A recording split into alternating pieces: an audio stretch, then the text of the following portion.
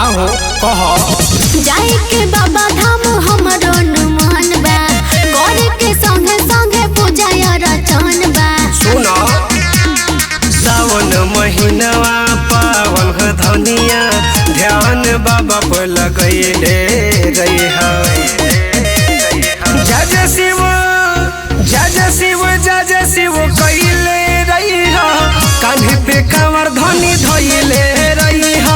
जय शिव कैले रही है कान्हे पे कांवर धनी धइले रही है।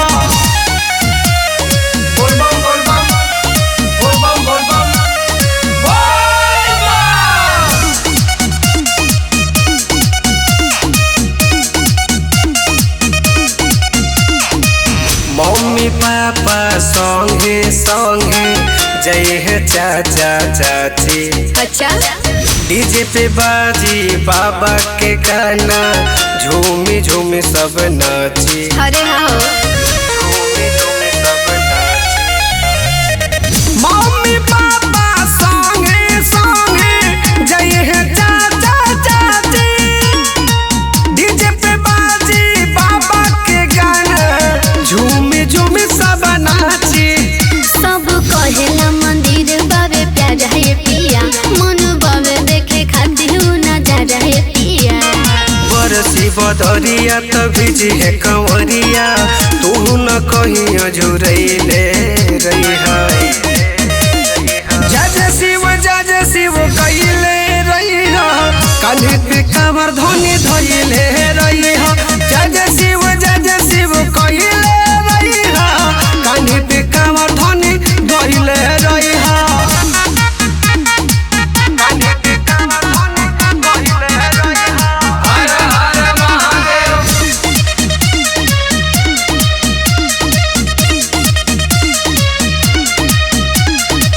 जैसे खिलेला फूलवा धनी वैसे खिलल बारू।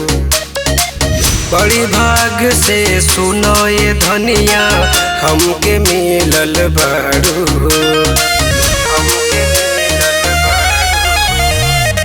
जैसे खिलेला फूलवा धनी वैसे खिलल बारू। बड़ी भाग से सुनो ये धनिया हमके मिलल बारू। भोलेनाथ से लागल तोहर दिल राजा जी तोहके पाके खुश बनिए सुनील राजा जी। घर से बहरिया चला ये सवरिया अपन हजरी लगैले रही है। जय शिव कैले रही है कान्हे पे कांवर धनी धइले